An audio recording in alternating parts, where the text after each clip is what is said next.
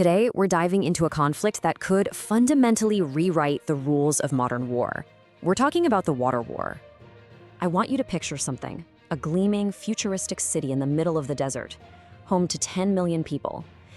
Now, imagine someone turns off the water. Just like that. In 72 hours, it's over. Society just collapses. This isn't some dystopian movie plot. As of today, March 8th, 2026, it is the terrifying new reality facing the entire Persian Gulf. That's because a reported US-Israeli strike on an Iranian desalination plant just crossed a very, very dangerous red line. You see, by hitting a water plant, they've opened Pandora's box, basically legalizing attacks on the life support systems of entire nations. But here's the thing. There's a massive strategic catch to this whole play, a detail that flips this entire situation on its head.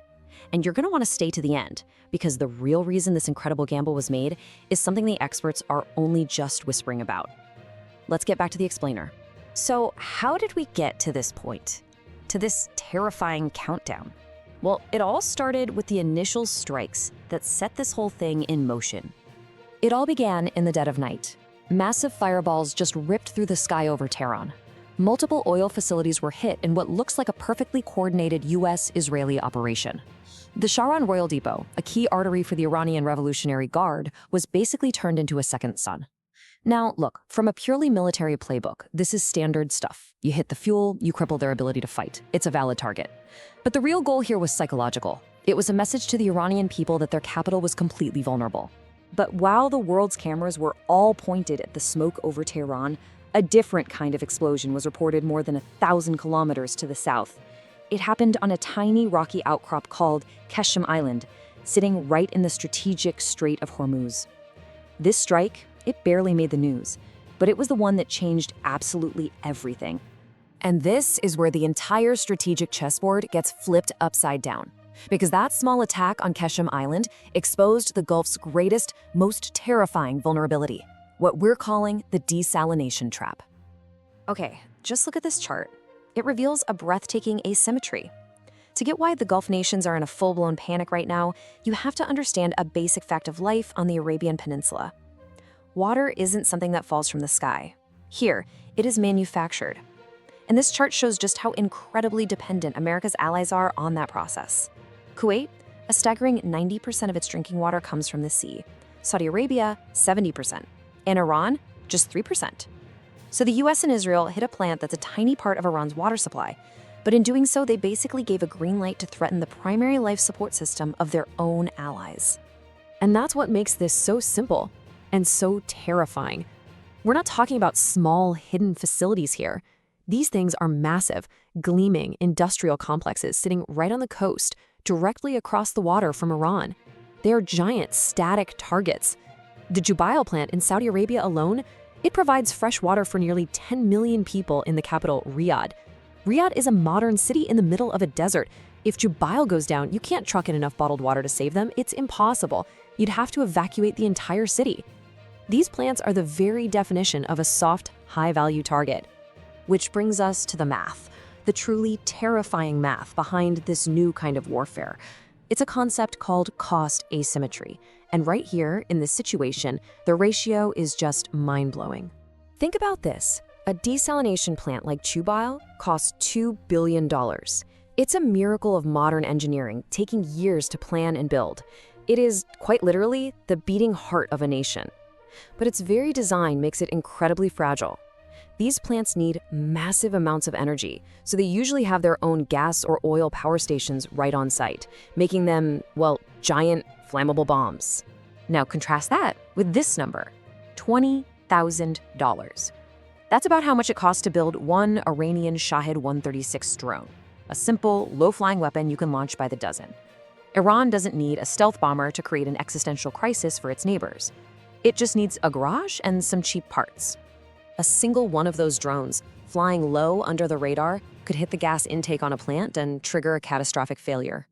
For years, Iran has kept these plants in what it calls its bank of targets. It was always their ultimate deterrent. The message was clear. You hit our oil, we hit your water.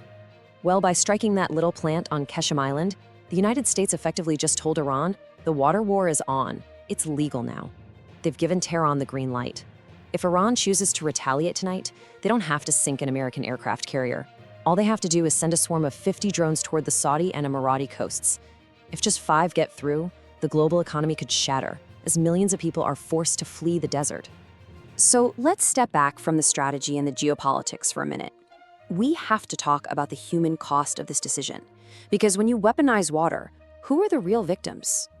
The Iranian Foreign Minister Abbas Araki, he immediately called the strike a blatant and desperate crime. And you know what? Legally, he's got a point. Under the Geneva Convention, you are not allowed to target infrastructure that is essential for civilian survival. It is explicitly defined as a war crime. That plant on Kesh didn't stop a single tank or jet. It just left 30 villages without running water in the middle of a heat wave. The Trump administration's response? Well, it was characteristically defiant. When he was asked about the plant, the president just pivoted. He completely sidestepped the question and started calling the Iranian leaders evil people, using their human rights record to justify what he called a total war posture.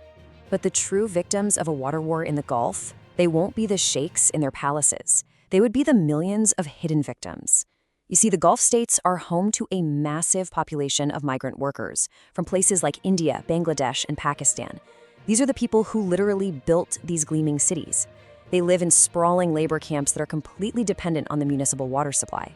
So when the taps run dry, the wealthy will have their private reserves, their trucked-in bottled water. But the millions of workers, they will be the first to face dehydration and disease.